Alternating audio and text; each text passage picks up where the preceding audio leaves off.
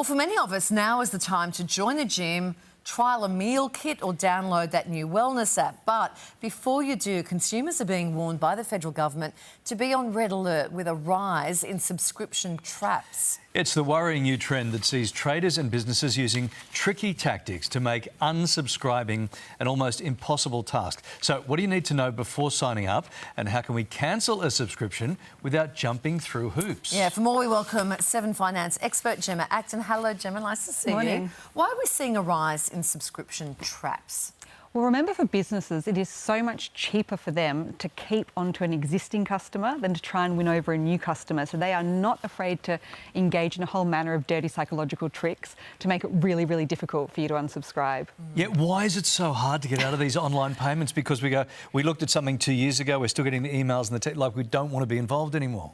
Yeah, look, the government will be doing something later this year. They say a lot of other governments around the world have already moved to try and protect customers a bit more, because at the moment there is a hurdle every single step of the way. It can be really hard to find how you even unsubscribe. You're searching around the app or the website and you can't find how to do it.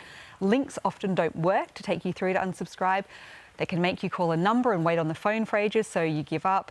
You have to go through several pages with all sorts of questions, so you get dispirited about doing it. You get to the end, they make you an offer. You can stay a customer for half the price or move to this plan instead. You get all the guilt tripping. Don't you like a discount? Or we'll miss you, friend, etc.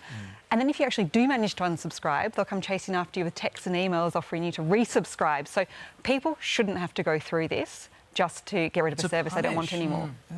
So let's look at the figures. How much are we spending on subscriptions that we don't necessarily want? Yeah, so look, overall they say it's around $800 for the average Australian on digital subscriptions only. So we're talking music, video streaming, gaming, etc. If you add in things that you mentioned, like meal kits and gyms, it can easily go into well over that, so well into the thousands each year. So it's a lot. If you look at how much we're spending on ones that we don't want, ING estimated just over a year ago is at more than $1,200 each. So it's a lot. Okay, so let's get some tips. How do we get out of this? How can we successfully get out of one of these that we no longer want? I reckon I've got a phone full of these. Look, I think the best thing to do is to be really organised. So one top tip is to make sure you plan well in advance, because you can't always unsubscribe immediately, and the last thing you want to do is realise the subscription's up the next day and you haven't left enough time, so you're on the hook for another month or another year.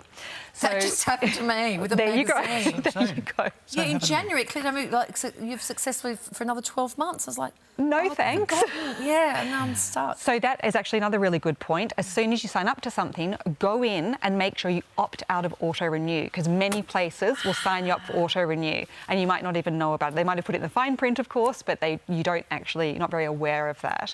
And also, don't be defeated. Like we've talked about how hard this process is. It is intentionally hard to try and put you off, but you can work your way through it. Obviously, if it gets ridiculous, you can make a complaint, or if it gets really ridiculous and you're actually being stopped, then you can just cancel the payments going to that. So just stop. Cancel your debit card or your credit card or whatever you're using for it. Yeah. Okay. You don't have to completely clear out your subscriptions to save money. What are some savvy ways to cut costs without maybe sacrificing what you do enjoy? Yeah, look, Kylie, it's about being really organised. So just make sure you know what you're subscribing to. Like, I bet both of you are subscribing to things, as I am, that I don't even know what they are anymore. And that's right. And then you look at it, but the name, so the bank account details are different. It's not the name of the app, and you just get lost in it. It's true. Bank account is a great place to start, though. So have a look through that and just check what you're paying for and how regularly. You can also go into your app store on your phone, into your profile, and then it'll show you what you're subscribed to under subscriptions. That's and just check. That's a really easy way of doing it. Really easy way of doing it. And that you can also opt out of auto-renew, because it'll tell you what's up to auto-renew as well. In our phone? In your phones, yeah. And you can, I know this because I just got out of a $299 renewal on March the 18th, which I found yesterday when I was looking at this. But you can also get someone to help you. There are subscription managers. And yes. Oh, what? So you've got to subscribe to somebody? You have to subscribe. You subscribe to save. But I think it would be, in your case, it would be worth it. It would absolutely be worth it. I've been trying to get out of my Horse and Hound subscription for 5 years.